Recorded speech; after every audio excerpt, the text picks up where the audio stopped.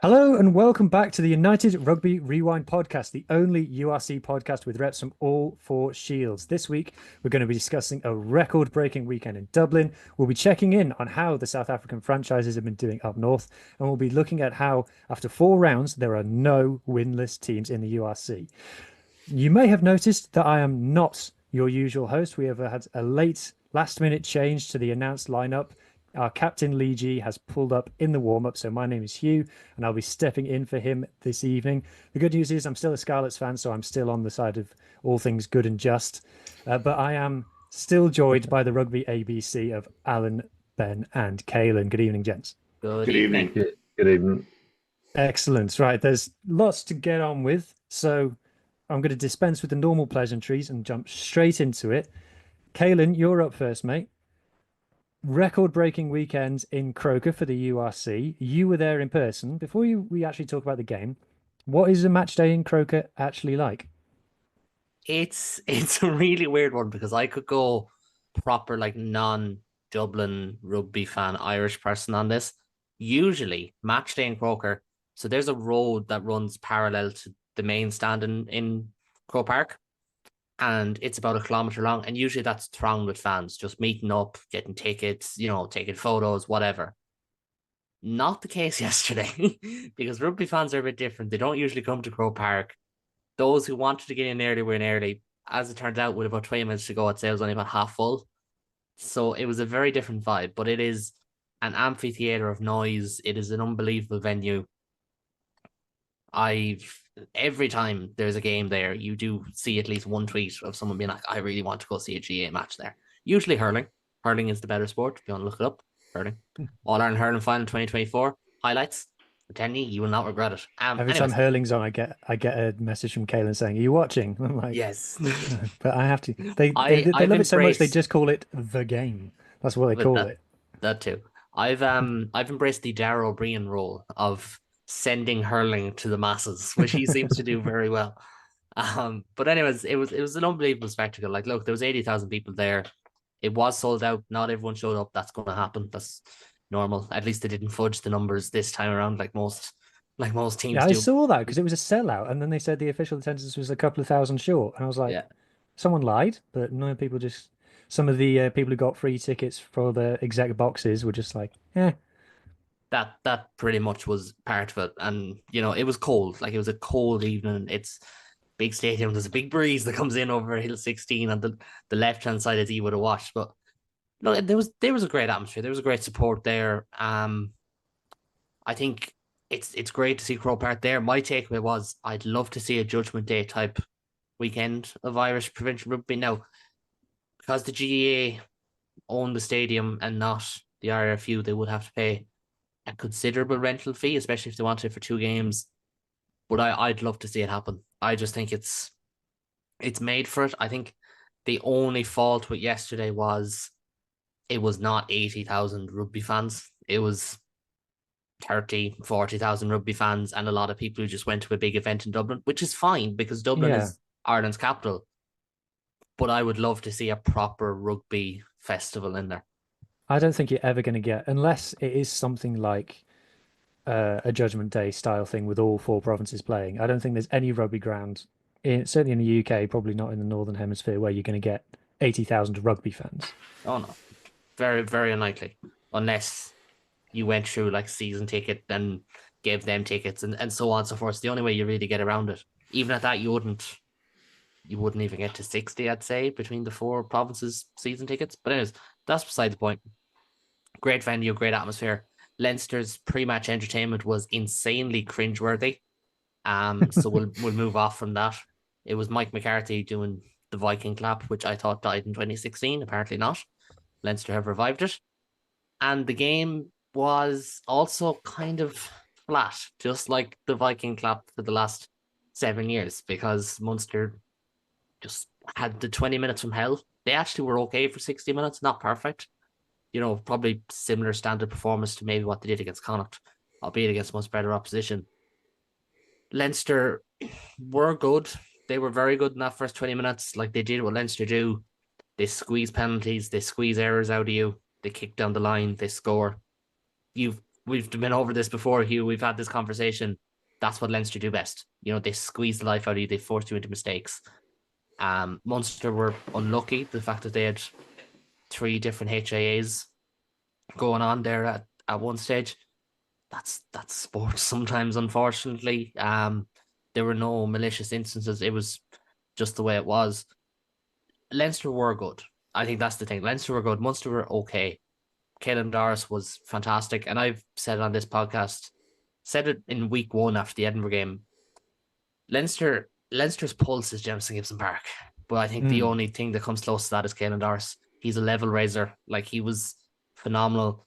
I know the RTE commentary compared him to Richie McCaw. It's a bit too soon for that. Wouldn't go that far, but I do think he's a monumental for figure, but like, he's a shoo-in for a nomination of World Player of the Year for me. He should be, but we've seen them go, like, they do not want to go 2 players from the one nation very that's often. it. I mean, without getting sidetracked, they only nominate 4 these days. Really, all 4 should come from either South Africa or Ireland, but they'll chuck in an All Black and they'll probably chuck in an Englishman as well. But anyway, sticking with this game. Where did Doris play it yesterday, Caolan? Was he 8 or 6? He was at 8, and he was at 8 again. The thing is, Jack Conan came off after 20 minutes. So I probably didn't get a good chance to look to see if Doris was in his typical role or if anything changed. I think Conan played the normal edge forward role, but from blindside flanker. Then he gets replaced by Max Deegan. And I think they just kind of chopped and changed. But typically you'll see Caolan Doris in that midfield.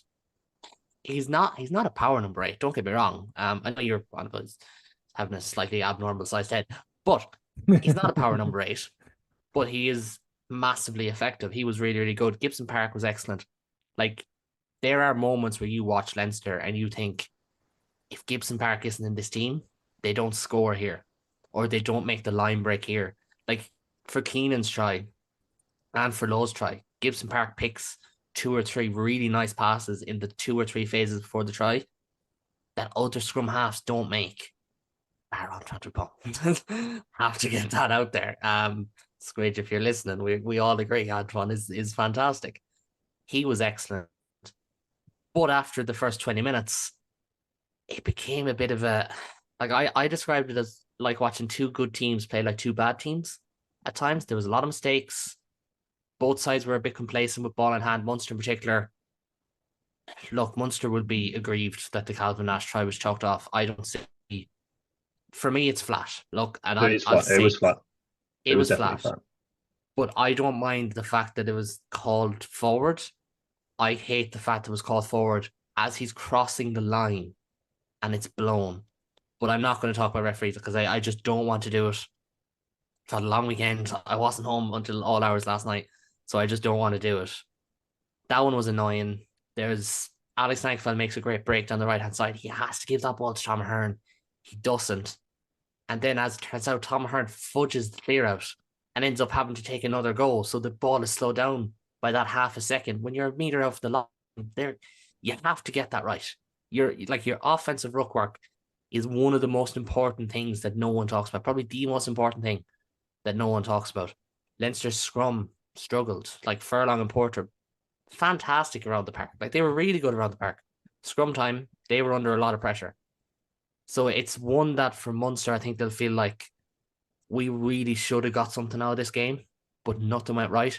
And I made the point in the group chat yesterday, when Munster's attack goes wrong, it's usually that the forwards don't win their collisions and end up essentially shoveling shit, throwing shitty screen passes that are so prescribed back to Jack Crowley and saying, do something. And if you're Tyke Furlong or Caolan Doris, who were generally the shooters out of the line from the pack of forwards of Leinster. Think Candy from kids, isn't it? They see it. Yeah. They are not respecting Munster's ball carriers because it becomes so obvious. There was times in that game it's easy to telegraph. So obvious. It's telegraphed. It's the exact word for it. And as a Munster fan, it's so frustrating because I've seen it. I don't think it's a system error. I think it's players not winning their collisions and not being, not doubling down and saying, well, I'm not going to lose the next one. Do you know? Because I think that's where, if you look at someone like Caolan Doris, for example, yes, Caolan Doris is a world-class player, but if he loses one collision, he's going to win the next one. And that is what swings games like this. Look, it was a 14-point margin. I understand people will look at that and say it wasn't that tight. It really was. Leinster scored 21 unanswered points and didn't really do a whole lot more for the rest of the game. They didn't have to, but they also didn't. Like Kieran Frawley and Ross Byrne both got stints of 10, didn't really get the back line going. It was Gibson Park, Osborne, who I should have shouted out earlier. He had a fantastic game from 12. And Doris. Apart from that, not a lot of standouts on either side. It was just one of those games. It was a typical Interpro.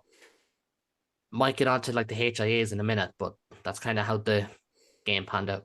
So are Munster in a rut? Because obviously Munster finished top of the table last season.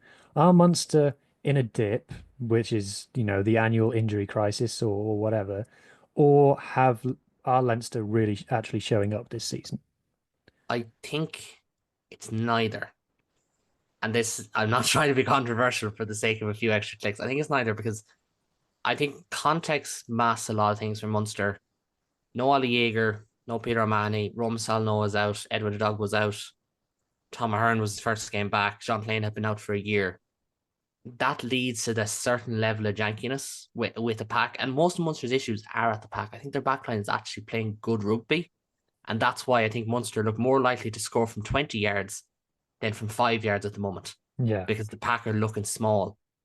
The line-out has been a complete failure for 2 years. Like, straight up, it has failed.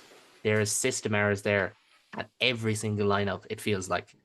So that's different. But I think Leinster, like, I go back to the Edinburgh game, and I said, I don't think Leinster win this game if Gibson Park doesn't play. I don't think they hammer Benetton if they didn't go full strength, because they weren't fantastic in that game. I don't think they get the bonus point here if they even slightly rotate. I think it's a much tighter game. I think what we've finally seen from Leinster is they've front-loaded their internationals, giving them lots of minutes at the start of the season. They'll probably sacrifice an Interpro or two extra because of it, including this weekend against Connacht. And they've just put all their eggs in this basket, knowing, look, like, let's just focus on getting up the table, because last year they started a little bit slow as well, but they actually got caught. I think they're a little bit more conscious of that this year. They want to, and like Ireland have an extra November game. They've got the Six Nations. It's a Lions year. It was a long season last year. I think Leinster are conscious of all this. They've just front-loaded it now.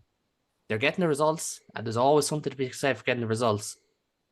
But I don't think they've been fantastic, and that's a good play to be. Don't get me wrong. Like, their phase play is basically non-existent at the moment, outside of Gibson Park again, to use his name. But they're getting somewhere. The scrum has had issues, but they're winning. Ken, I'm going about the Lions squad. Obviously, it's June, July next year, 10 games in Australia, long flight and all that. I think of all the clubs that provide players to the Lions squad, I think Leinster are going to have the highest number of players going. I think they'll be in double figures. I think it'll break the Munster record of 09. I think it'll be above 10. Yeah, so like that's a factor in Leo Cullen's decision making. If guys are going to be not like, it's obviously out of your window, but you're thinking, well, we don't want to be flogging these guys and kind of coming back out of it, because they're going to play so many minutes for Ireland. They're going to play, a lot of Champions Cup minutes. I think he's conscious of not getting caught, because even last year they had a couple of injuries before the Northampton game in the European semi-final, and they nearly got caught in that game. And I think things like that are weighing in. I actually think Leinster have done it right this year. Front load minutes, get your results. They had a tough enough opening 4 games, I think it's fair to say, bar the Dragons game. They're all tough games on paper. Yeah, agree with that. And got the job done. I think as well to bear in mind is that we've for the last couple of seasons, bonus points have become so important, and they've already, at this point already, even if they lose the next game, they're still not going to be caught by anyone already. So that's 4 bonus points. That's pretty impressive, So it's an extra win already, isn't it? Yeah, exactly. So they've already got essentially 5 wins out of the 4 games. So that makes a huge difference, because you look up and you see them at the top, and they might lose a few internationals, but if you have like a 10 or a 7 or 8 point gap come last year, when you've got to send your team to South Africa, and I think we've discussed already, I think they're going to the coastal cities this time round. So they're in a really good way, I think. Did not play the Stormers way last year? Yes, they did. Okay. So they'll be going. They have Stormers and Bulls. Yeah. Oh no, sorry. Down there they've got Bulls and Sharks. Up here they've got Stormers and Lions. That's right. Yeah. But so they've got bonus points, and that's so important. That decided the top 8 last year. So that's what they've got in addition to the wins. The bonus points is setting them apart, really. Munster get like 7 bonus point wins in a row, something like that? Yeah. The 7 out of 8. Yeah. Only Cardiff stopped us. So good on. Sorry, Cardiff Blues. Okay, last question from me on this game. Frawley at 10. Is that the new plan from Leo, or is that Mr. Farrell tap on the shoulder? Hey, could you do this for us? I think it's a bit of both.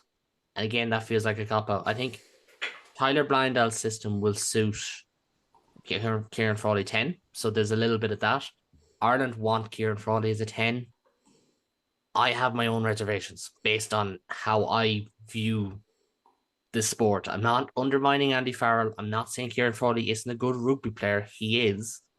I have my own reservations about having a 26-year-old with 14 starts at 10 for Leinster as Ireland's number 2 out half. That's my own opinion. Sorry, it's 15. It was 14 coming into the Munster game. It's 15 now. He was okay. But I think where Leinster will get away with it, no matter who's at 10, is Gibson Park plays well, Doris plays well. Doesn't matter. It does not matter who's You can always play 9-men rugby, can't you? They do. And I think in Ireland, and obviously you're outside the Irish media bubble, and that's fine. We became so critical of Joe Schmidt's playing off 9 game plan that it was like, you play off 9, you're a dirty team, you're a, we spit at you, it's derogatory. Like, how could you do that? Ireland play off 9. Do you know what I mean? It's different because it's Gibson Park. Like, we play the most cliched way of putting it, we play a French game. Our 9 is our general, and that's fine. So I think no matter who Leinster put in there, Leinster didn't lose the Heineken Cup final to Toulouse because Ross Byrne was a 10. They lost the Heineken Cup final to Toulouse because they had no phase play. They had no answers across the field apart from kick the letter off the ball and try and squeeze out a penalty. They had nothing. So I don't think it makes a difference. Maybe they'll stick with Frawley. I still think they could go back to Ross Byrne because above all else, he's a very steady, composed player. I think Kieran Frawley, he will have a couple of 5 out of 10 performances because that's natural. He has not played enough games, whereas Ross Byrne's going to give you 7s every week. So I think I still think it's a live conversation. I don't think you put that much time into Ross Byrne and drop him because Kieran Frawley kicks a drop goal down South Africa in a tour that doesn't involve you. I know that people are going to hate this, but I can't wait for Geordie Barrett to join Leinster. I'm so looking forward to watching it. It's just got drama. It's got narrative around it to see where he plays, what impact he's going to have. I just, as someone who's, isn't really fussed either way whether Leinster win or lose, I'm just going to be sat there with the popcorn when Geordie Barrett joins.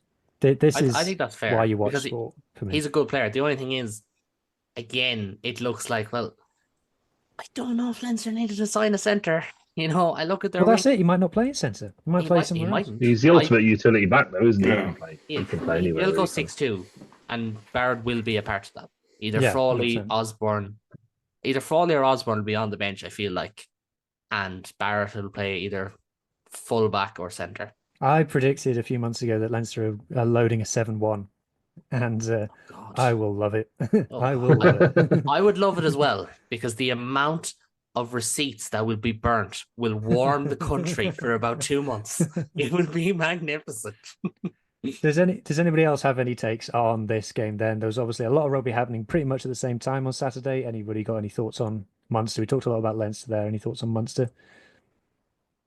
Can we move on? The Red Army podcast will have more on Munster going this week. Not an affiliate of the Rap podcast. Okay, moving on then. So the other big dog of the league, or the other two big dogs of the league, are Bulls and Glasgow. So we're going to go to the Bulls next. The Bulls had a trip up to Swansea. There was something about me seeing Willie LaRue and Curtly Aronson playing a game in Swansea where I was like, what? It's like seeing Brad Pitt at the Co-op or something. Yeah. It's like, what are you doing here? So, Alan, first of all, what do you make of the Bulls' selection for this tour, essentially bringing all of their Springboks up north? I think it's a good move. I think they there's been a bit of criticism in the past, hasn't there, sending a second string team. I think they came over with a squad which had 7 players or 6 players more than the Lions had. they've obviously got the bigger resources and that, but they've obviously loaded up the front. They're planning to get, I imagine they're planning to get wins in the next 3 games because they're pretty, what they would deem winnable games. So, I mean, they're playing the Scarlets next and then Benetton. So they won't take those easy, and then it's Connacht after that. So and then straight into the autumn tests, isn't it? So, yeah, and then they're it's going, just acclimatization. Yeah, yeah. So it's going to be 4 massive games, and it's a bunch of big games that they've got. They look comfortable together, and they look lethal for the first 20-30 minutes of that game. They were all over the Ospreys, and then they tried to sabotage it. Some really silly decisions. Obviously, the red card for Creel. Awesome try by Papir, really, really good try. Such a good finish. I'll see if I can find it. Awesome finish. So he has played for the Springboks. I think he has 1 cap for the Springboks back in the 2015 World Cup, I think. Then he got kind of sidelined by other things, but he's a really good player. And yeah, I was speaking to someone who says they prefer him to Kobus. Yeah, I mean, we have to see. Kobus has played a lot more games. The thing is, South Africa doesn't really have a problem with scrum halves. We tend to switch them up with wings and that kind of thing. I think Jaden Hendricks is probably going to struggle a little bit now. He's not looking that awesome for the Sharks.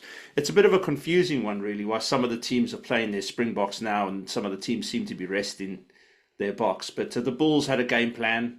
They did what we expected them to do in the first 20 minutes, and then it's just that discipline and temperament, really. As far as the cards, it's just, I just think it comes down to they were 1 player down, red card, and then they just start doing silly things, and they managed to hold on in the end. But Ospreys, there was a chance there for them, and they just didn't take their opportunities, and it's really unfortunate to see because I think Ospreys are going to start struggling in a minute. Where are they on the table? I think they're like 12th, 13th. Yeah, 12th. So they're not where they want to be. I think a few of us put them a bit higher at the beginning of the season. I know I definitely did. But to take the Bulls would have targeted that as a win, potentially a more difficult game out of the next 3 that are coming up. So we have to see how it goes. But the Bulls have got a pretty good squad over there. And Creel's going to get banned now for a couple of games, and he's quite a good player for them. He's a bit of a utility back as well. So they're going to miss him. But they've got enough firepower, I imagine, to get another, win or 2 under their belts on tour. Do you know what I think's behind the selection of getting the full strength team to go up north? I think if you're the Bulls, realistically, how many teams can beat you at Loftus? You're probably looking at Leinster, Munster, Glasgow. That's it. And that's pretty much it. And they're playing... And a South African team. Yeah, so potentially not right one of now, them though, on an off day. The Lions could take them, surely. We struggle with them, Yeah, they've got the hoodoo over us. So, I don't know why. So if you got 9 home games, 3 there's only realistically we're saying 3 of them you could lose. And by the way, Glasgow and who was the other one? But Glasgow and Munster, you're both playing away. So it's really only Leinster who can come down and beat you, and Leinster might send a B team to South Africa. That's what they've done every year so far. So if you're Jake White, you're thinking there's a fair chance that no one's going to give us a challenge at Loftus this year. So let's target the away games. If we target our tour games and get the wins on the board there, if we win 5 of our 9 away games, then that's a lot more likely for us to finish top of the log than last year. And so I think that's what they did last year, didn't they? I think because they ended up with 13 wins, didn't they? And a draw off the top of They came second with just 1 with 30 home loss. And I think they won. I think they lost to Leinster away. They did. I was at that game, and it was really bad. They sent the B team, Didn't it? They lost a game in Wales, I think. But I think apart from that, they won most of their other Northern Tour games, if I'm right. I think they lost up in Glasgow. Yeah, their record, I saw a stat on the URC site, was that their away record is the highest out of all the South African teams. Was it I think 47%? And then the Lions, the Sharks, and then surprisingly the Stormers. I think they were like 29%. That one shocked me. I actually thought they were better. We'll talk about the Stormers. Don't you worry. Yeah, but basically, Stu has been waiting for this one. He has been waiting to call them frauds. Yeah, I think the Bulls look pretty good, and I think you're right. I think that if you can win away games, and another thing which became pretty evident over the last couple of years is that you can, teams will come and you can win the tournament playing a succession of away games. Teams have done it now. They've come to South Africa in finals and they've won the tournament. So they will want to really shore up a potential home semi or home final and make sure that doesn't happen again, because I don't know how they lost that game against Glasgow last year. It was a real upset, and a lot of questions were asked about that. Speaking about the game from the Welsh perspective, my completely unbiased view on it is the Bulls obviously scored their first 4 tries in basically the first 20 minutes. And I really feel like they just took their foot off the gas from there. They're like, job done. That's what we came for. And just put it in cruise control for the rest of the game. We talked about the cards that they got, down to 13 or 12 for the majority of the second half. I feel like if they'd have played the whole game with 13 or 14 players, they'd have still won. The Ospreys, we talk about the strength of the Bulls squad, and obviously it's amazing. But in terms of like how close that Bulls team is to a South African team and how close that Ospreys team is to a Welsh team, particularly in the forwards, it's pretty similar. That Ospreys starting pack is as good a pack as you will see any of the region's field. So to see them just absolutely get blown off the ball on their own putting was pretty, a bit of a damning indictment, really. And you talk about the attack, it was summed up in the second half for me where Jack Walsh has come on. He pings a ball off the right hand, hits Morgan Morris in the face, bounces back to him, he catches him in front of him, and it's a penalty to the Bulls. And that was with a 2-man advantage at the time. That just sums it up, the Ospreys. We talk about them needing to vary up their attack, and then the stat that gets banded around is that they pass a lot and their forwards pass a lot. But if you look at the stats for the Ospreys' movements, they don't move the ball wide, hardly at all. I think last season they had the lowest amount of movement wide of anyone in the league. So what's happening is they're taking 3 or 4 passes to get to the middle of the pitch. And while the ball is being passed, it just means the defense has got time to advance up. And by the time the guy who's actually supposed to carry the ball has got the ball, he's got a defender in his face. And that's been a problem for the whole of Toby Booth's reign at the Ospreys, is the attack in open play, very unlikely to score any tries. I saw one Ospreys fan on socials had said that their best player was Jack Morgan because he looked like he wanted to be there. And when you've got someone like Dewi Lake in the starting lineup, who is probably the best ball carrier in Wales, it's just disappointing for me. And like the end of the game summed it up when they had a 3-man advantage and they had the ball. It should have been walking up the pitch to score. If you've got a 3-man advantage in the 79th minute in a game of rugby union, you should just be walking up the other end of the pitch to dot the ball down. But it looks like the Ospreys were a player down and the Bulls had a man advantage the way that they were attacking. I think Jack Walsh gets turned over at the end because he's on his own running up 4 Bulls defenders. And they were 3 men up.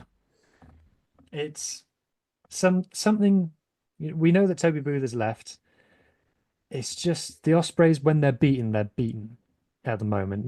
They're either in a scrappy game and they sneak a victory, but if they lose, it's like what we said last week, isn't it? Like, don't lose without firing anything, because then you're like, I'd much rather lose with your boots on.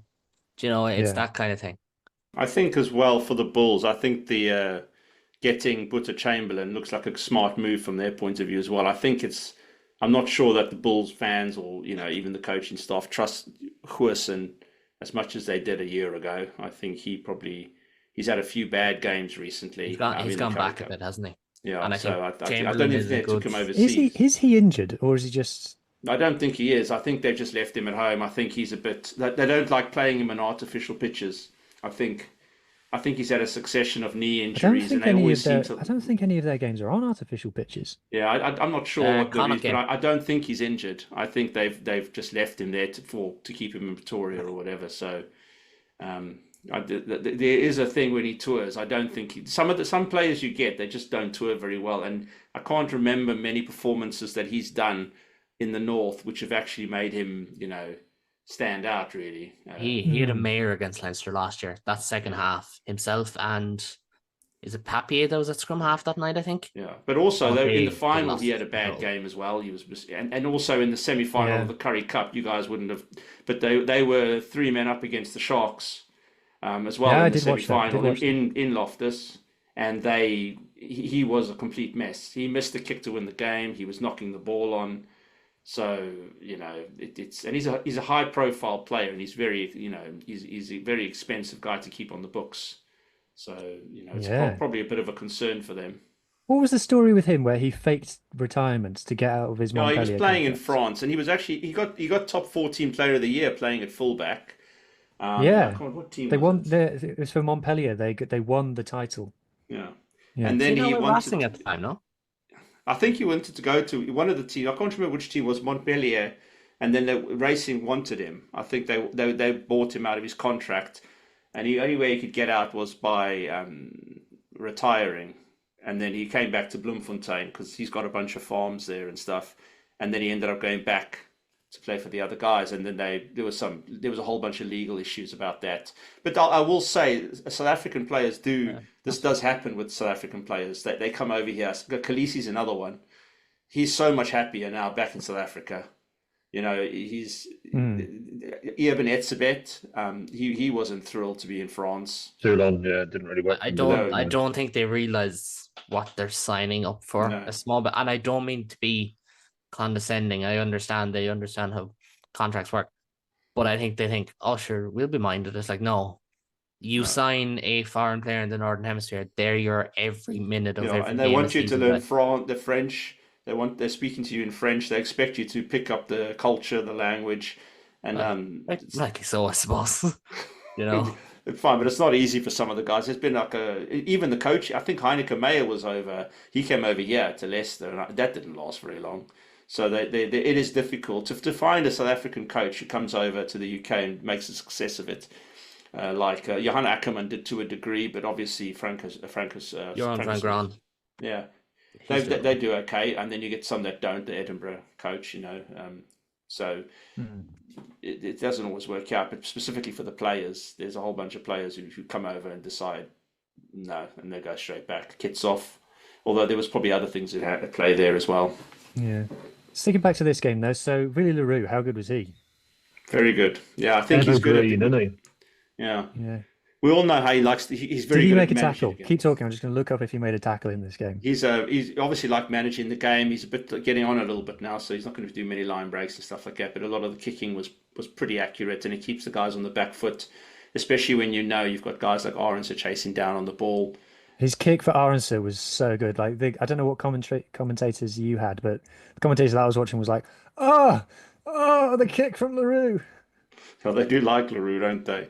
Yeah. But he's always been that player. But he's a lot smarter now when he's obviously he's getting on a little bit, and he's a bit more experienced. So when it comes at fullback, his game management is a lot better than it used to be, and he's obviously cut out a lot of the errors that he used to make. Although he is prone to an error still. Don't worry about that. He's still got that in his locker.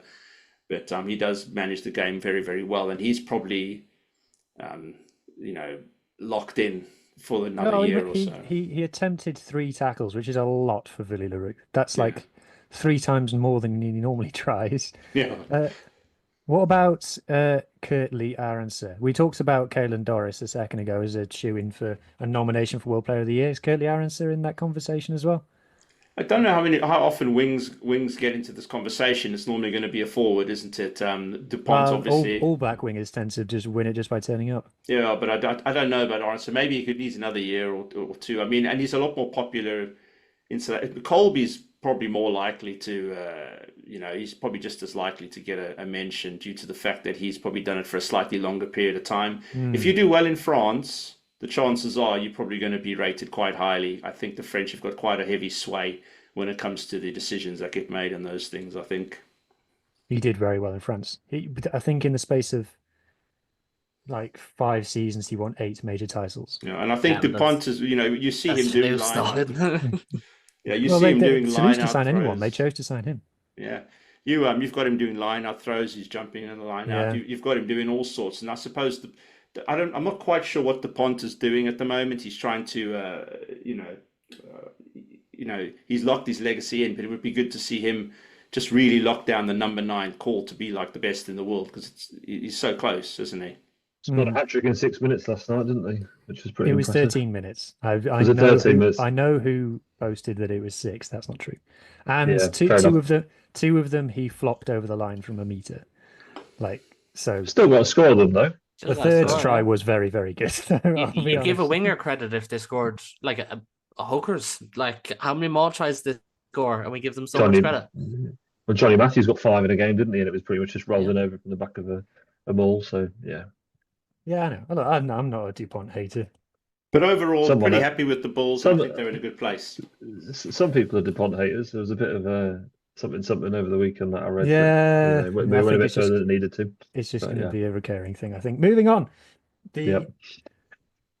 We don't need to start. We don't need to get into that fight. No. Yeah, no. Move on. Does he play in the URC? Well, there you No. go. So, moving on to the next game, Ben, Glasgow versus Zebra, Mm. champions versus last season's Wooden bottom spoons, team. yeah. 33-3? Is that? So what I wrote down was comfortable but not that exciting. Then I went and read an article that Hugh Jones was quoted, because obviously he was man of the match and quite comfortably so scored 2 tries. And he put it was a strange game because nothing really was happening out there. I can't really put it any better than that. It was one of those games where I watched it. I thought, quite looking forward to this Glasgow turn on the flare. They rested Sony Tuipulotu and they rested Tom Jordan. I think that's probably why they weren't as expansive as they have been in their opening 3 games. It was a comfortable win. It was a bonus point win. It was sewn up by half time, but it just was a bit tepid. Again, I didn't really enjoy the game. It wasn't as one-sided as I thought it would be. And Zebre can come out of that game going, we could have probably scored a couple of tries. They had a lot of ball in the 22. Territory was 50-50. Possession was about 50-50 as well, which I was surprised to read. But then looking back, recollections of the game, Zebre were in that 22 a lot, but then it just came down to really basic handling errors, dropping the ball, being stripped, jackals not clearing outright. And there was probably 8 or 9 occasions where Zebre ran through the phase in the 22 and either ran out of ideas or the ball was turned over. And I think that's going to be their problem, is that they don't have that plan B, that plan C. They don't have the extra pods to come around the outside and just kind of, a bit like maybe Munster yesterday, just very obvious what they're going to do next off the back base of a ruck. Yeah, so I just pulled up the stats here. So as you said, Zebra 22 entries. Yeah. Nothing from it at all. Nothing. 5 line breaks each. So like you said, Yep. quite even there. Carries, nothing in it. Kicks, well, Glasgow ahead. Close contact meters, like 50 more for Glasgow, but that's not that Not many. much over 80 minutes, definitely not. Yeah. If you look at how many rucks there were, 88 to 85, pretty low. Anything under 90 is low.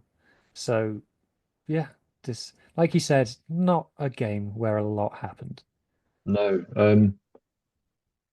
Yeah, I mean, the only things to pick out of it is Franco Smith's obviously going with some quite sort of just testing people in different positions. Like Jamie Dobie's playing at the wing at the moment. Obviously, he usually is the second choice halfback. With him and George Horn. So it'll be interesting to see what Jamie Dobie's kind of role is for Glasgow throughout the season, as well as what it'll be for the Scotland team. Because I think he'll probably go as third choice scrum half, or he goes over Ali Price. I think Ali Price is kind of playing himself out of Scotland contention at the moment. I'm not sure how that's working out. Because obviously got Ben There'll White. be an opportunity for Scotland, and again, I know we're not the Autumn Nation Series podcast. Rewind, but there would be an opportunity there. They play Portugal and they play in. Does they play Fiji or something like that? Fiji first, but Fiji, South Africa. You have to play your first team against Fiji these days. You have to rotate a small bit though. Like you can't be using. Can't be losing at home to Fiji. Says a Welsh fan who's pretty sure his team is going to lose at home to Fiji. Yeah, but like still, it's like Scotland should rotate a small bit, and they should give chances in that Portugal game as well. Like, I'm not one to defend Scotland. Don't make me defend Scotland here. That's Ben's job. Thank you. I'll do my best to continue in that vein. Yeah, I think just Dempsey and Darge are brilliant. Jack Dempsey is an absolute machine at number 8 at the moment, and Rory Darge on the open side is equally so. They're 2 very, very powerful players in that Glasgow pack and make the ball tick. I think the issue with Tuipulotu being rested, and I did predict this, that Tuipulotu and TJ Tom Jordan were going to be rested, is that with Stafford McDowell, you've just got a bit of a bully at 12. You don't have someone that can play make. So I think Glasgow lacked a playmaker outside of Adam Hastings. And Adam Hastings is feeling his way back in after 3 slightly difficult seasons at Gloucester. It didn't really work out for him. I watched him sort of, play 10 against the Sharks in the Challenge Cup on the Friday in May at the Tottenham Hotspur Stadium. He wasn't fantastic that night either, and I still think he's got a few gears to go through. But at the moment, Glasgow are just doing enough to win, but they haven't had to really break their necks yet, apart from the opening game against Ulster. The 3 wins they've had have been fairly routine, not very exciting.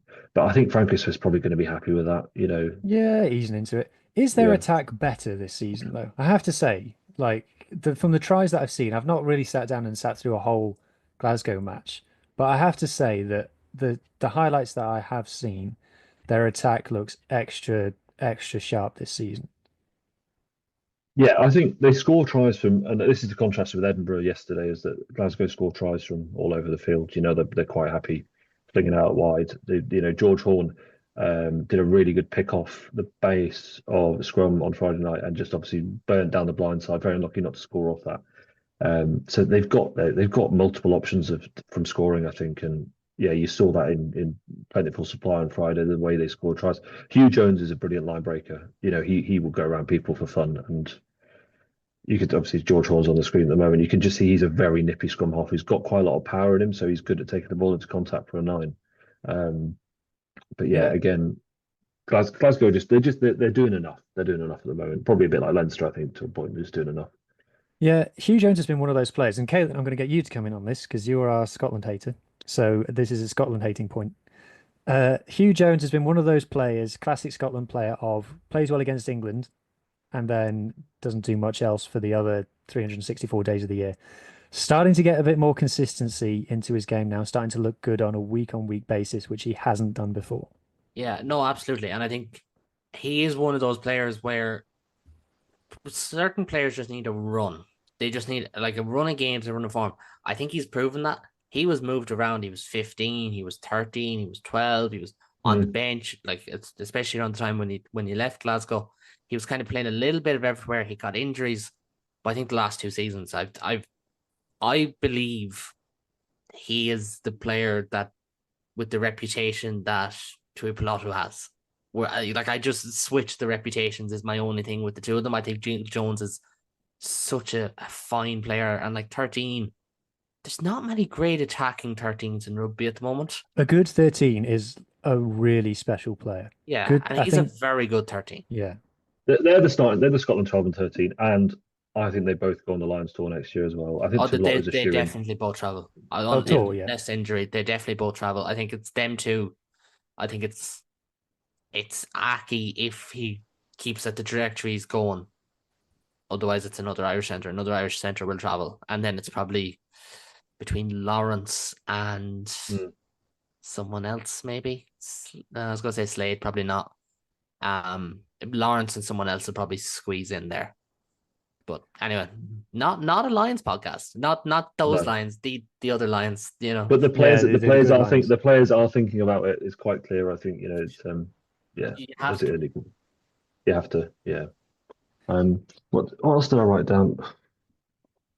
Yeah, just seemed very one-dimensional from Zebre. I want to try and make this even because obviously Zebre were also playing this game, and again, just they need to go away and think, how do we best use our territory, because they did have a lot against the team that won the title last season, who they would not expect to beat. It's exactly the same against Cardiff. They did play well. They weren't bad. It's just it's execution with Zebre at the moment, and unfortunately, it wasn't there. And there was a couple of times they really did get into very good opportunities to score. It was like meters out, and Glasgow were just like, "Nah, we're not giving up a try tonight, boys." Like it just wasn't happening, and Zebre just couldn't get over that mental obstacle. I think of just trying something a bit different. It was just kind of pick up and drive, and Glasgow eventually just forced a turnover 3 or 4 times the last sort of 20 minutes. But that's probably a player quality thing, and Zebre is in a very catch-22 thing of. Like, if they just had some better players, they would probably win a lot more games. Which I know sounds incredibly. But they're not going to stick around there, are they? Yeah. Yeah, but they've been told by the FIR that they need to cut costs. So they're in a very tricky spot of they need to improve to prove that they are improving. So they need to get results, but they're not going to get results until they get better players. But they're not going to get better players until the results improve. So they're just kind of stuck in this difficult place. And for all the stats, it doesn't get you a win, right? No, they did have the stat. Yeah, exactly. So I think it's just one of those things where it was just a very narrow attack focus from them, and not that ability to be creative once they got into 22, which, as you say, did on 8 occasions, which is more than probably twice as much as I would have expected from them playing Glasgow away, because Glasgow are very, very tight defensively at home. Last season conceded very few points, and yeah, been the same so far this season. But I think, yeah, like I said, like we both said, Zebre just need that little bit more extra attacking aspect. But if it's a funding issue, then that's above them. It's not within their decision making and their sort of management apparatus. So it'd be a very hard position to be in. And I certainly don't have I don't envy that. Certainly have my sympathy. Yeah. So Alan, any thoughts on Glasgow so far in terms of are they looking like a team that can retain a title for you? It's a difficult one. I mean, they won it last year, which was surprising to everybody, and it's going to be difficult to do it again. But I think they're doing, like the guys have already said, they're kind of doing what they need to at the moment, and there's been slight improvement. It's good for them to have a comfortable win at home, and like we said already, bonus points, home wins, those are the most important things to get you in a good position come the last third of the season. So whether they can win it, I think I'll probably give them as much chance as I gave them last year. So I don't think they're in a worse place than they were. So it's going to be tough, though. It's going to come to those big, obviously the Bulls and Leinster. Depending where you are, it's all about home field advantage and taking it from there. But Zebre do definitely have work to do. I think the key thing for Glasgow is promoting Scott Cummins to that lock leader that Richie Gray is now leaving behind when he probably goes to Japan after the autumn test. I think that's the key thing for Glasgow is how do they manage that transition. By all accounts, they're getting Alex Schrader off the Scarlets, and he's a hell of a player. He's a hell of a player. Yeah, I did read something about that. Welsh fans not particularly happy, are they? So look, if the Scarlets are losing a hell of a player. Sticking with yourself, Ben, Edinburgh versus Stormers. Now we'll make this bit about Edinburgh first, and then we'll get our teeth into some Stormers chat. So, Edinburgh, were we all wrong? Sean Everett is the saviour after all. Jury's still out, very much still out. I think first half was interesting to watch in that we very fast out of the blocks, like rocket up the backside, fast out of the blocks yesterday. I think they'd been given a tough week, deservedly so. Ben Healy, very sadly, and I don't know why all the blame's been pointed in his direction. I think it's necessarily fair or just. Obviously got demoted to the A team, went off to play Bath away yesterday, sort of 3 o'clock, very quiet. But Sean Everett was a little bit unnecessarily scathing in public comments. I think some of those maybe you'd hold those scapegoating, back. doesn't it? And I don't think it's fair on him. Yeah. How is it Ben Healy's fault that they conceded 48 points in the first half? The directionless comment is very. I don't want to be that but the pundits who'd be like, oh, it's just the attack. They just say, yeah, attack. You ship 50.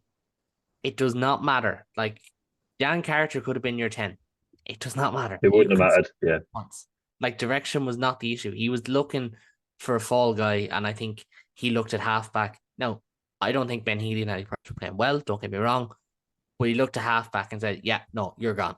There were a lot of other players that weren't playing very well either. So they looked pretty disjointed, didn't they? I'm going to controversially say I think we should let Van der Merwe go at the end of the season, and I'm quite happy for him to go. Linked to La Rochelle, Montpellier, Lyon, and Bayonne. I think. Sorry.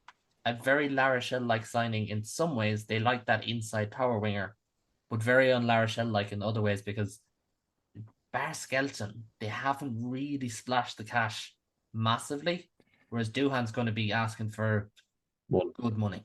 So I think there's been a lot of players. I follow French rugby reasonably closely, and there's been a lot of Sonia Tuipulotu, someone we spoke about earlier, has been linked to a move to France.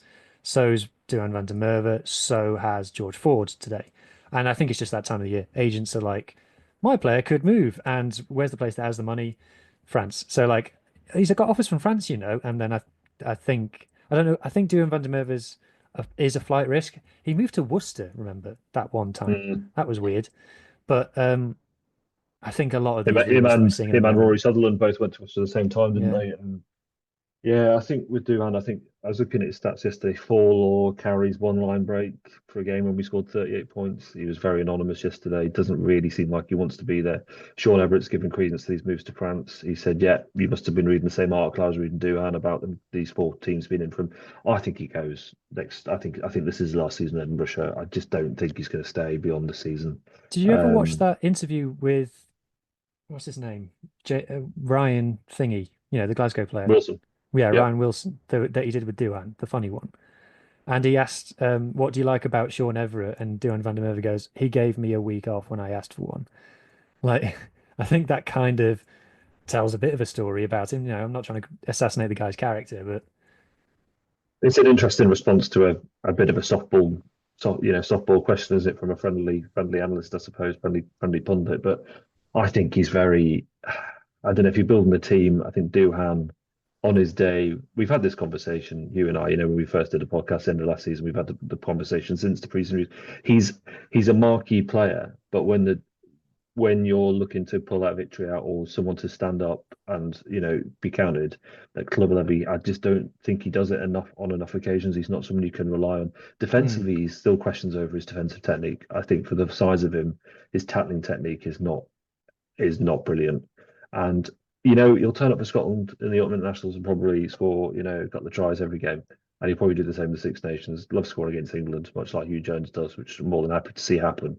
But when it comes to a club level, there's definitely a degradation in his sort of like. I think it's a mental thing. I think it's his ability to play in front of 6,000 fans as opposed to 60,000 fans. I just think there's a lack of desire there from him. And if he wants to go to France, I think we just free up a wing space. And Jake Henry's at Coventry this year. See how he gets on, bring it back into the side to start, developing that potential. Because Duhan's not going to get any better playing for Edinburgh. Like he's not. He's the probably the finished article. Like it's whether he wants to turn up and play, which dictates his input, his output, his ability. It'll be his decision. I don't think he can get any better than he currently is. So if it frees up a bit of budgetary space to start thinking about bringing wingers through, then fair enough. And I think going back to the game itself, the first 20 minutes straight out of the blocks, Patrick Harrison again scoring, continuing his form from the week before. Grant Gilchrist 2 tries in 2 games after not scoring a try in 6 years. I thought that was quite impressive. Great for Grant Gilchrist fantasy rugby owners. Yeah, great for Mrs. The Gilchrist, his people. mum, who's got the only person with him in her fantasy team. And me. Yeah, probably. Oh, you got him in, have you? Oh, well done. I do. I also captain Max Wane. I don't know how that went. I actually don't know how the game went. Talking about the back row, and with Hamish Watson out, Ben Muncaster moving to the 7 position yesterday, and that was his first start at open side. He was unbelievable yesterday. Unbelievable. He's had a real torrid time the last couple of years, really bad injuries. 2 years ago, I went to the Cardiff away because we played Cardiff away 2 seasons in a row because obviously they changed the structure last season. So it wasn't last season's game, it was the season before. So it'd be October 22, I think I went. And he was man of the match that day, and he was absolutely outstanding that day. And we just haven't seen enough of him. I think he had 3 starts last season, but yesterday, him and Jamie Ritchie were on a boat like a piece of string. Jamie Ritchie, a little pop pass inside, no look pass, which is quite impressive for a forward to be doing. Ben Muncaster broke through and then obviously scored a try sort of at last knock-ins, but he was incredible yesterday. Just unstoppable player, and he's young. And he's obviously Scottish, and he's someone that if we need that extra extra sort of back row player, then he might come into Scotland contention. It's just staying injury free. But he was fantastic yesterday. Darcy Graham scored a try. He's been anonymous so far this season. He's very anonymous against the Lions. We talked about that last week. Yesterday, stood up again, scored a difficult try in the corner.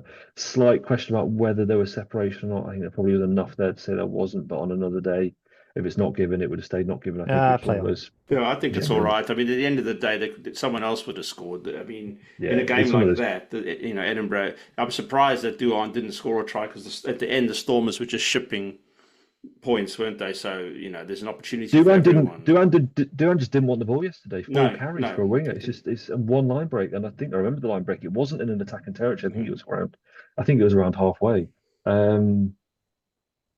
But very few. I think it was 4 line breaks on either side yesterday. It was attritional at points, and the best example of the attritional nature of the game yesterday was at 20 minutes before half time, where the Stormers had the ball in the Edinburgh 22 for about 18 of those 20 minutes. It was non-stop, constant turnovers, constant penalties.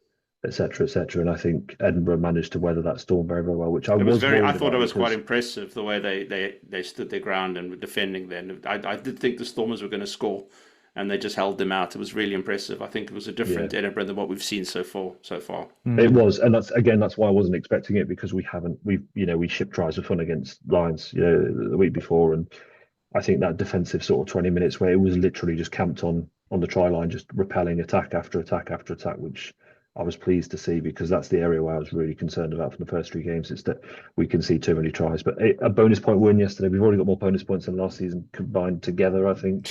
And we're up to 5. I think we got 4 last season. So at least I wouldn't say we've turned a corner. I still think there's a lot of work to be done.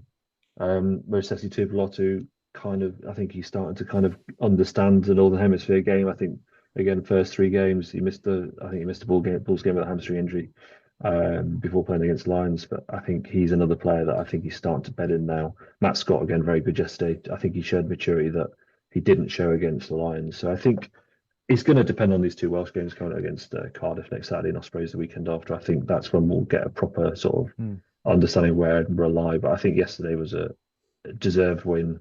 Very good defensive output, attacking output was there, apart from Van der Merwe. I don't want to criticise him too much, but he was the only player of that starting 15 yesterday. Didn't really show up. I think the other 14 were in from the start and very powerful. Yeah. So Alan, Stormers, not good. No, definitely not. I'm not going to say that I called it and I'm right about everything, but I was right about this. What's going on from your point of view? It's hard to say. I mean, I think John Dobson was quite honest in his assessment after the game that they need to improve. It's hard to see where they're gonna get a change. Like, I think we were talking the same thing with Edinburgh a few weeks ago. The games that they've lost, they seem to have capitulated a little bit. Damien Phillips are at 10, and these are double World Cup winner, and he was awful. He did nothing. No, he was just knocking the ball on. Warwick Galant, I know they have question marks over him as well. Their forward pack were just their ball handling, body position going into contact, and where you would normally expect their line out, all the areas you would expect your big forwards to be, dominating contact, they were nowhere. They weren't winning any of the collisions. Their handling wasn't very good. And then when the ball did get out to Damien Willemse, it was very frenetic, disjointed. It was a just terrible performance, and they're deservedly bottom of the table. I'm sure there'll be a slight upturn when they get to Cape Town, but I can't see them beating Munster next week. It's going to be really, really tough for them to get into the top 8 from here. I think they've over the last couple of years since they've won, they've managed to lose the odd player here and there. They need Sasha Feinberg and Ngomazulu back, and I mean, they're losing players, through injury, and they just have to get better. But it's one of those situations they don't have the squad size that the other, the Sharks or the Bulls. Not that it's helped the Sharks at all, but not that the Bulls have. And they have to rely on Cape Town. They need the fan base to get up, and they need a bit more structure to their game. I don't know how else to say it. It's just very messy, awful, and this is exactly what they've been doing for the last couple of weeks. There's been no improvement, so I don't know where you go really. The lineup performance from both teams was bad yesterday, and we have really. I think there was a stat that Chris Patterson picked up yesterday in the commentary, was that we had one of the best lineup percentage success last season, and this year it's way down the bottom. And I think both sides yesterday, it wasn't a windy day. Like there was no. And this is the thing. Like anytime you're struggling, we all kind of can say that if you get your set piece right, you start off there, and then you just work on your defense. And I mean, for the first half, they seem to be on defense, at least they seem to be cohesive to a point. But then the second half, it just fell apart again. And as a South African team, this idea that you've got to be playing running rugby and you've got to be tossing the ball around and offloading and contact, it's just, for the team like the Stormers, it's just not going to cut it. They've got exciting backs, they've got really good strike runners, and they're just not using them. They're getting the ball to them in right up against the touchline with no space and expecting them to work miracles. Damien Willemse gets the ball, sidesteps to no one, and then knocks the ball on or gets tackled. It's stopping with, our playmakers are not making any plays. So, He's not a 10, is Your he? return kicks were bad yesterday as well. There was one particular one, Ross Thompson skipped into space, and it did take a bit of a bobble. I understand that, but professional player then knocking it in and then knocking it out with his foot on the line, and that just summed up the second half. Was just I thought it was as bad as our first half against the Lions. It was embarrassing. It was like, are they down tools? I think maybe they just got so knackered after the 20 minutes before half time of not being able to, come in because they should have come in at 40-0. I think it was a 40-0 half time. I know that try was chalked off, and it had to be because of Darcy Graham. He wasn't released with it in his knee. It clearly touched the ground. So Ben Whitehouse was right to call tackle. Hadn't done it in time. And if you had a team and you were struggling, the question then becomes, okay, so Damien Williams is not a 10. We can agree, probably inside centre, fullback. Warwick Gallant, get him off the field and back up, get some more confidence. And then you're bringing in Marnie Libok. We all know that he's a good strike runner and a good fly half, but then you got to make sure you're getting your kicks. So who's kicking your penalties if you're going to try and be a bit more conservative in your gameplay? Do they have a tactical kicking game? Are they going to get these 3 points from penalties, from scrumming, or it doesn't look like it. That perfectly sums up the Stormers' problem, is that they have great players and they've got good individual things about their game, but they don't join up. There's no overarching strategy. Yeah. So there's exactly as you said, great scrum. If they get a scrum penalty, what are they doing with that? Are they kicking for 3? Because their only reliable goal kicker is Sasha. And if you've got Damien Williams and Manny Lebok in your squad as well, you've got a headache of where you're actually going to play Sasha. Manny Lebok's not coming back to Scotland for a few years after that game at Scotstoun. Oh my God. He's fighting to Scotland. Part of him is still there. Part of him is still on that list. The 0 from 4 in that quarterfinal. And they're playing Munster next week, and I cannot see how they're going to win that. Munster are going to be so up for that game, and this is a rivalry which is already in the early days of the URC. Bulls and Leinster, Munster against the Stormers. Those are epic games, and Munster are going to have an awesome. I believe fear them based on what we've seen. Like the context of the Munster game is they were underpowered against Leinster. Does the Stormers scare them? The Stormers aren't the biggest South African team. They're on the worst run of form. Their squad looks a little bit light at the moment, not physically, but just in terms of depth-wise. Munster shouldn't scare them. But the same that can be said about Munster needing a response. Stormers need it doubly because it's been a poor start to the season. It felt like they just had to get to December. Of the table at the moment. But now it feels like, oh no, they need to win now. Like it's not about just getting to December and getting everyone back. No, they have to win now. And my wife's a Stormer, so she was sitting there, and you can just imagine like hard work for the rest of the evening with the Stormers playing like that. Not entertaining. The Stormers fans feel it. I've spoken to a couple of Stormers fans, and if the team's not going well, they're like, I refuse to acknowledge that the game of rugby union exists. Yeah, Cape Town's her spiritual home, I think. Yeah, and she's she wasn't very happy at all. So yeah. So I'm going to move on now to. What can I just bring up one quick thing just before we move on? Sorry. Just some news for the week that Glasgow have announced that the first leg of the 1872 Cup is going to be at Hampden, which I think is quite cool this season. National Football Stadium. So be interesting to see how they sell out. A really good stadium too, and it's better. Like there was always the question mark with Murrayfield is when Edinburgh were there in particular, but for these games, is it too big? Like it is massive. Hampden is just so on top of you. Like that's going to really help the atmosphere there. Like it feels like you're on top of the players, whereas in Murrayfield, the one criticism, like a lot of rugby stadiums, can feel like you're miles away from the action. There's a lot of pressure on the promoter. Because Glasgow have got to go from 6,500 to I don't know how 60,000.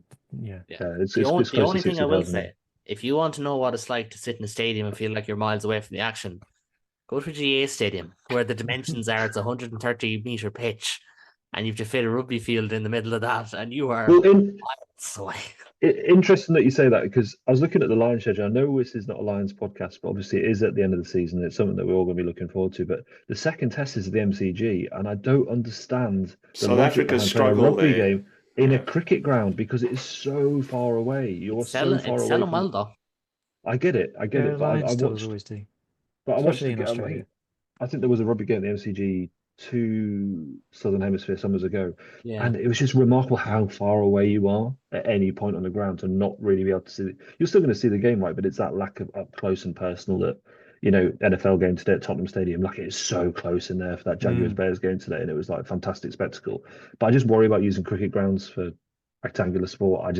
I'm not sure of the logic behind it. Melbourne has got a number of stadiums. I understand the MCG is one of the biggest stadiums in the world, if not the biggest outside of South America. And I understand it, but I don't know how I feel about it, just from a personal perspective. And I think, yeah, same with Murrayfield. Like, sometimes for a club game, it doesn't always get the sort of the atmosphere going. But I think Hampden will. Hampden's got that, very old school stadium. Hasn't had a lot of work done to it recently, so it'd be interesting to see a rugby game being played there for the first time in decades. I can't think the last time a rugby game was played there, so it'll be interesting. It is a risk though. Like I said, a lot of pressure on the promoter to get those tickets shifted. Absolutely. Yeah. We do need to move on to the next game though, which Apologies. is Cardiff versus Scarlets. Scarlets getting their first win of the season. Obviously, I'm delighted being a Scarlets fan. Nervy game. So you guys spoke about it on the pod last week and made me laugh. The missus asked me if I was okay twice during this game, and I wasn't. I wasn't okay. No. Why didn't anyone ask me this question on Saturday? Nobody asked me if I was okay. I couldn't watch the last 5 minutes. It was too much. I was too stressed. Because I do a Scarlets fans podcast as well. I couldn't face trying to pick the positives out of not winning that game. Because for people who didn't watch the game, people don't know, Scarlets were down to 13 men for the last 10 minutes of that game, and we were a score ahead. Now, the way that Callum Sheedy is kicking, I felt so long as we make him score in the corner, we'll be okay. But it was. I just couldn't bring it in myself to have to talk about it if we lost, and thankfully we won. Without being like a passion merchant, just the way that the boys fought for each other, especially when down to 13 men, for all of the stick that the coach has been getting and things, that's a team that has bought into what the coaches are asking them to do and are fighting for each other, and kind of to an extent as a fan, that's all you can ask for really. It's a bit scrappy, a lot of mistakes, penalties in our own half. Sam Lousey's gone back to being a penalty machine. We're just inviting. There was one I was raging at halftime because Tame Plumtree gets the ball back inside off Blair Murray. He thinks he's scored. I think he's scored. Everyone in the crowd thinks he's scored. Millard comes out of nowhere, cuts him in half, and Cardiff turn the ball over. Scarlets then give away 3 penalties back to back to take us from their 22 to our 22. Then we give away another penalty, and under advantage, they spin it wide and score in the corner. I was furious, but thankfully we got back in the game. Gareth Davis, record try scorer in the URC for a scrum half, now on 54 career tries in the league. Pretty darn good. The centre partnership is starting to work together really well as well. Towards the end of last year, we had Eddie James and Johnny Williams playing together, 2 12s, and it was very much like we had 2 12s. They were getting in each other's way. He wasn't sure who was doing what. They've clearly worked on it a lot during pre-season, and now it's working. They know how to work with each other. So they've assisted each other's line breaks, one in the last game, one in this game. So I'm happy with that, and it's nice to see that a good performance, probably not even our best performance of the season, but has been rewarded with a win, because we badly needed a win. We couldn't, if we'd have been 0 from 4, where do we go from there? But it's nice to get the W on the board. And, shout out Johan Lloyd. Sam Costello is my favourite player, but Johan Lloyd had a great performance at 10. Last year when we played in Cap, I went down the stats and there was like 5 players who had statistically amazing games. Like, all the numbers were really high. And it's kind of this as well. I think it's a real case of styles make fights between Cardiff and Scarlets. And I think something about the artificial pitch at Cap. It was a sellout crowd as well, by the way. A lot of Scarlets fans were there. And just the way that the two teams match up to each other in terms of their strengths and weaknesses, I think it just suits a lot of our players. And I think Johan Lloyd typifies that. Playing against Cardiff is his perfect game, and it really worked for him. And he's a massively underrated goal kicker as well. His goal kicks that he's taking on are hard kicks, and he's nailing them. So fair play to him on that. Alan, you caught this game as well. What was your outsider's view of it? I enjoyed it. I actually really enjoyed it for a Welsh game. I thought it was. I was really happy that the Scarlets won. I've got a few Scarlets friends but it was pretty close at the end. Yeah, I was We like, all know this. Just a For a second. Welsh game, I was like, yeah, it was all right. Yeah, for a Welsh. That's how I act about the English teams, to be honest. I shouldn't really laugh. This is all because I said the Curry Cup was silly in the group chat, and Alan had a go at me for about 2 hours. And the mental scores in the Premiership, which just continued to go on and on and on, and no one cared. No, one cares but it about was that. a really good game, and I do, like I said, I do have a lot of friends who support the Scarlets, and one of them came and visited after the game, and he was actually quite happy with the win. But even when I was messaging him, he was saying, "Oh, they're going to lose it. They're going to lose it." And I was like, "No, you beat the All Blacks once." So, You did. That is true. Yeah, I know. I looked it up after you said, but so really happy with the game. Big game next week for them. So, what do you think, Hugh? What do you think about the Scarlets playing the Bulls? I will get into it more in the previews, but I'm worried. Last moment I want to call out, in case I don't know if Caolan and Ben you've seen this, Blair Murray's try-saving tackle on Gabriel Hamer-Webb.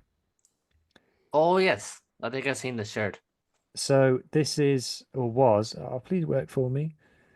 This was a 2-on-1. So this is when the Scarlets are down to 13 again, as you can see from the 2 in the yellow box. And Ben Thomas, who I think that Ben Thomas, if I'm give props to the Cardiff people listening, Ben Thomas is probably the best player in Wales at the moment for me. He's a real class act, and I think if only Gatland would pick him in his best position, I think Wales would be onto a winner. So if I could find this bloody clip again that I had queued up and then it failed on me. But basically, Ben Thomas makes the line break. He's got no one in front of him. Scarlets have overcommitted in the midfield whilst 2 men down. And for anyone who's on audio, I'm just having to look at the fucking highlights of the Munster match. Anyways, here it is.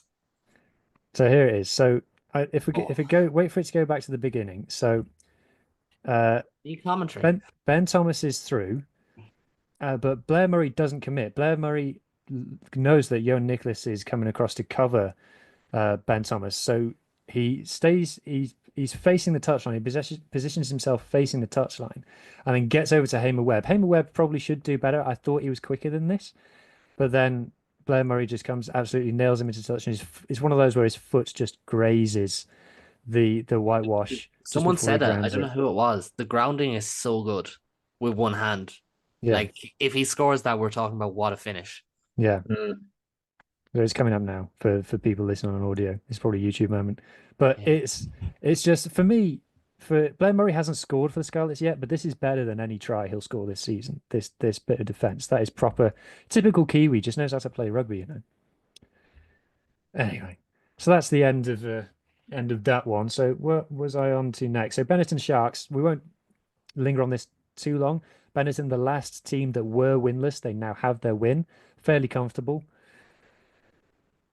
If you look at the stats, it was a very counter-attacking performance. Not a lot of territory, not a lot of possession from Benetton, but their good players turned up. Jacob Umaga had a lot better game than he's had lately. He had a terrible start to the season, which I was really, really quite shocked by how bad he was, especially against Glasgow. He was embarrassing. So yeah, good to see him turn a corner. I was surprised by how the size of the win actually, but yeah, they needed to win because they've been as bad as Edinburgh at the start of the season. I think Benetton, and surprisingly so, considering how they finished last year. Yeah, Rhino Smith also had a great game. I did a stats drop on him earlier. Really good numbers. Really, probably is he like the best not capped player in the URC? Oh, for sure. Yeah, I think so. Yeah, like who else is uncapped? And like you don't want to put in there was the players. one Bulls guy, the one come from Exeter. Was he from Exeter? Cobus Visa. Yeah, he's pretty good as well. He was he had a really good game. But when he played for Exeter, I think he was a pretty good player. But Rayner Smith probably is. Is he South African? Is he South African? Isn't he? Is that right? Yeah. But would he qualify for Italy soon? I think he moved to Italy like the day after it went from 3 years to 5, and so he's just. But he's playing great rugby. Yeah. Sharks, though, are the Caolan back on fraud watch for you? Oh, 100%. I took them off fraud watch a bit too quickly. I think this is. Well, sorry, I didn't officially take them off it, But I kind of did during the Connacht game, and then I was like, no, never mind. Thankfully, I never updated the list, that kind of thing. They shouldn't be this bad. They had Connacht beaten. They should have lost the Dragons. They got hockeyed by Benetton. That's not the three toughest away games in the URC. I know there's no easy games, but that's not the three toughest. You got some unbelievable players, and to parrot a point we've used before, it does feel like going for big money signings is not the way to go when you have no consistency. You need to go in the other direction and get some more, consistent guys who are there week in, week out. They've signed poorly. Estezen's doing all right, to be fair. He's a quality player, but they've signed poorly. They just don't, and they look poorly coached at times. They look like a team lacking a bit of identity, which is frustrating. Good win for Benetton, don't get me wrong. To give them their dues, it's a good win for them. But yeah, the Sharks, it's hard to see them making top 8 this year. Sia Masuku's not going well at the moment.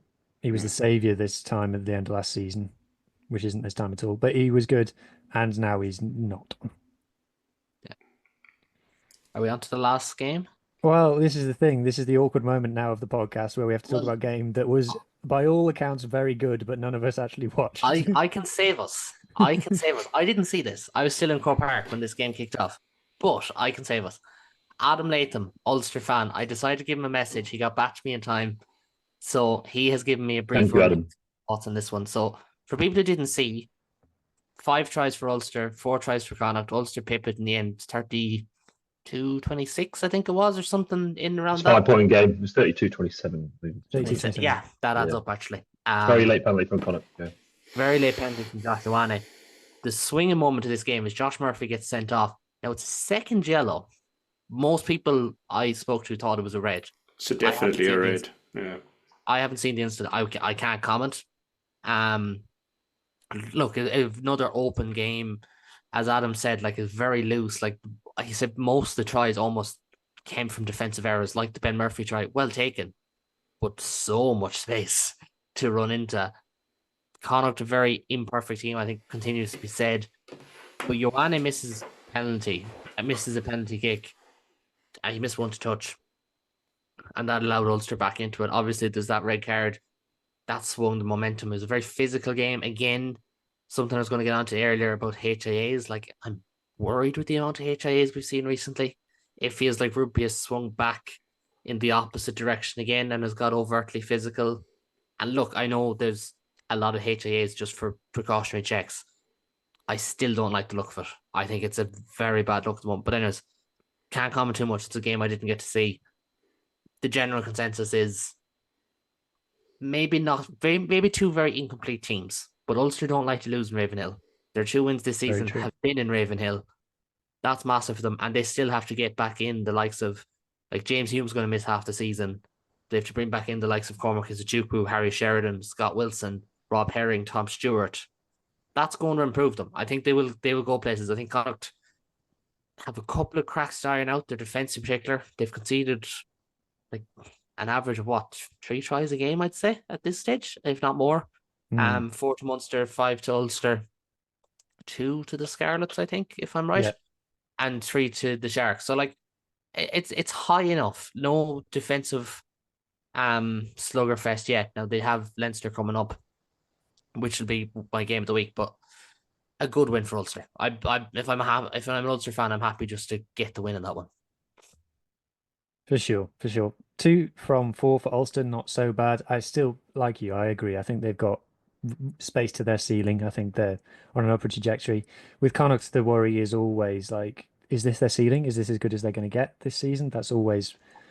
I do have that concern, especially in attack, because I feel like there's been an awful lot of running through massive holes in defenses. Ben Murphy has he's taken his try as well, don't get me wrong, but he scored a similar try against Munster where there was a cricket field to run into.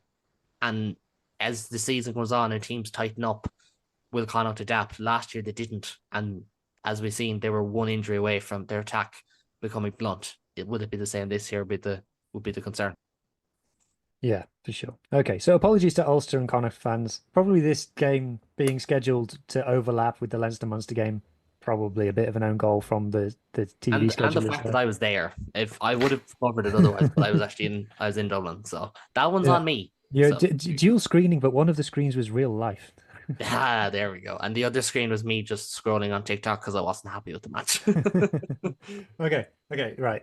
So before we move on to our predictions, if people have gotten this far into the podcast, you're clearly enjoying it. The numbers have gone quite well for the United Rugby Rewind on YouTube so far. So if you'd like to join us on the journey, if you could hit that subscribe button and maybe share a link to the. Hi everyone, Hugh here. We got to the end of the podcast and the guys told me that we forgot to cover Dragons Lions, so I'm just going to do it really quickly right now. So Sunday afternoon kickoff. I actually quite like rugby on a Sunday, to be fair. I find that when there's only 1 or 2 games that you can watch on a day, it's less stressful for a person who watches tons of rugby. Dragons, another one of those games where they show some nice stuff. They play decently, but they just managed to find a way not to win, and they just run out of puff almost. I thought the Lions, we think of them as a fun, jouet, chuck the ball around team, which they are. Quite a professional performance, quite a calm and cool, collected performance. Looked quite comfortable. Gave up a couple of tries, yes, but just always looked like they were going to win it for me. Quan Horn, great player. Sanelli Nahamba came off the bench, played well. So just a professional job getting the points on the board for the Lions. They've got Zebre in the next game, so I expect them to pick up another win there. You would back them to anyway. Dragons, it's just frustrating. They beat the Ospreys in the first game, and they've had an okay-ish fixture list. Leinster aside, just be disappointed. Another game where you can say played well, not won, and Scarlets have been in that position for a good season and a bit now, and it just seems to be the perpetual state of the Dragons. They've definitely gotten better though. Definitely gotten better. Physicality has stepped up. Defense has stepped up. Organization. Definitely that game, if played last year, they would have lost by a good couple of scores. So I think going in the right direction. Their signings have made a great impact. I think Shane Lewis-Hughes has been fantastic for them. I think Harrison Keddy has been fantastic as well. Just it'll come. It'll come. They just need a bit more luck to go their way, really. And for the Lions, undefeated so far this season. I'm fascinated to see how far they can go. I'm sorry you didn't get Alan's view on it because all the chaps have jumped off now, leaving me to just catch this one back. But yeah, we'll talk about the Lions a bit more on the next pod because exciting team, love watching them, love their players, and yeah, they're looking set for a playoff position already this season, which is fantastic to see. Anyway, back to the show. Video with a friend, it would massively help us out, and we are well on course to being able to monetize the show, which at the moment will just go towards covering the costs because we're currently paying money to make it. So if you could help us out, maybe balance the books a little bit, that would be a rare thing in rugby, so we'd appreciate the support. Okay, so moving into predictions, games of the week. Alan, what's your game of the week coming up? Let me just see here. I think it was the Stormers are playing Munster. So that's obviously a massive game, isn't it, for both teams? Stormers are at home, so it's their first home game in Cape Town. And Munster will be really keen to bounce back from the game against Leinster, so they both are going to be itching for that one. I predict a Munster win by about, well, let's go 10 points. I think the Stormers are really going to struggle. They're too disjointed at the moment and too messy. So I think that's going to probably be my game of the week coming up. Do you back that prediction, Caolan? Look, I'm going to predict Munster to win most games this season, kind of similar to what I feel about like Leinster or Glasgow or the Bulls. The big thing for Munster is don't lose the type 5 battle again as efficiently as they did. Like Tadhg, I hate to say it, Tadhg's like the best last 3 or 4 games for Munster have all been losing efforts. He was really good on Saturday, like everywhere again. The big thing is though that attack, it's working. The system is there. Just win your collisions. Give the team more options. It can't be screen, pull back pass after pull back pass. Needs more options, needs more impetus. I think Munster will blood a few players in this tour due to injuries. Ronan Fox potentially someone like Sean Adogbo. If he gets him in it, like this kid is 20 years of age and he was sitting down Sheeta's Curry Cup players last week, so he could certainly do something if he gets to go. Ronan Fox, really good scrummager, but the raw materials are there. It's just players need to stand up and produce 1 or 2% more better performances as a collective, especially in that pack for me. I think that's the big one. And line out as well. But look, it's the Stormers, it's a rivalry, as Alan said, so it's going to be fierce, and like both teams need a win. You can't afford to be Stormers can't afford to be winless after this one. Munster can't afford to be 2 wins from that opening 5 games that they had. For me, I only see the Stormers winning this if they just crash in all of their Springboks back in. Just in you go, boys, all of you at the same time, just dig us out, and which is just Dobson all over. Put the good players in the team and see if they can just squeak a result by 1 point. Ben, what's your game of the week? I've gone for Edinburgh Cardiff. I think we've got a pretty good record against Cardiff. I don't think we've lost to them for a good few years now. I'd expect us to win by at least 10-14, I think, next Saturday. I think if we continue in the vein that we did yesterday, and I think the signs are starting to suggest that we are starting to get a bit of a better cohesion, we should win. I think it's one of those games that I'd be very surprised if we don't win. It would be. I'm still not convinced. Sorry, go on. I was just going to say it would be a big result for Cardiff if they do win, because they've only really beaten Welsh at opposition and Zebre in the last season or so. So it would be actually quite a big moment for Cardiff if they do win this one. Yeah, I'm still not convinced by Sean Everett, and I don't think I'm going to be convinced by him until something really serious. I don't think the Sharks were either, and I don't think many South Africans are. So, but we were. It was very much a puddle as opposed to a pool when it came to the management available. We know when Mike Blair went, and Mike Blair did go quite suddenly. I understand when Mike Blair went. I think it was the right decision for him. He didn't want to be a head coach. I think he very humbly admitted it was probably a bit beyond his capability as a coach, and he wanted to go back to just being specifically focused on attack. And now he's doing that in Japan. But I still think with Everett, there's a little bit of arrogance there that I don't really like, and I know we kind of talked about stuff, but the way he's treated Ben Healy this last week that's not good leadership to me. I don't think it was fair. I think Edinburgh's attack against Lions was ponderous across the park. It wasn't down to 10. It was down to a multitude of, the phase play not working, the whole rugby league kind of attitude of, kind of like stopping play, just waiting to be tackled because, it's coming towards the end of the game. That was essentially the last 15 minutes of Edinburgh Lions the week before. So I still think there's a lot for Sean Everett to work on, and I think there's that lack of sort of understanding of that ultimately it's his responsibility as to how the club's doing. Yeah. And I saw it in his presser, pre-and post yesterday. I still think he doesn't seem to understand that actually it's down to me to get a wealth of international talent playing cohesively, because Edinburgh are stacked with international players, and that should on paper that's a top 8 team every season. I think there's not too much difference between Glasgow and Edinburgh. The difference is, like I've said every week, is the management. Glasgow's management has been absolutely fantastic since Franco Smith came in. Considering what Glasgow were before Franco Smith came in, it was a disaster under the previous management. They went backwards at a rate of knots that I hadn't seen a club go that far back since in the URC, Pro 14, Pro 12, whatever guys it was under. So I do worry about Sean Everett. I just don't think he's got that tactical mouse there that can really get Edinburgh to crack on. And yesterday the Storm was there for the taking. Fortunately, we did so, but I do worry about us coming up against sterner opposition that kind of can strangle us, because the first 20 minutes yesterday, our tries were our play was very narrow. And that's what I get worried about. There doesn't seem to be that plan B, plan C there just yet. But I think Cardiff, again, a team that we really should be putting away on 9 out of 10 occasions. And I think there'll be the ability to maybe try a few different things. But I need to see that. I just don't think we've got that yet, and I need to see it before I'm confident about our end of season chances. And Caolan, Munster's already gone, so what's your game of the week? I think by law, by rules of this podcast, I have to go with the Edinburgh. So it is Leinster against Connacht this weekend. I can't remember who's at home. Just give me 2 seconds, and I remember that. I think it's in the sports ground. I just need to double check. It's Connacht. Yeah, it's in the Dexcom, I should say. It's a weird one. I could see Leinster rotating for this one. Definitely. I really could, and going back up to speed for the Lions the following week in Dublin. Because this is the game they typically rotate for.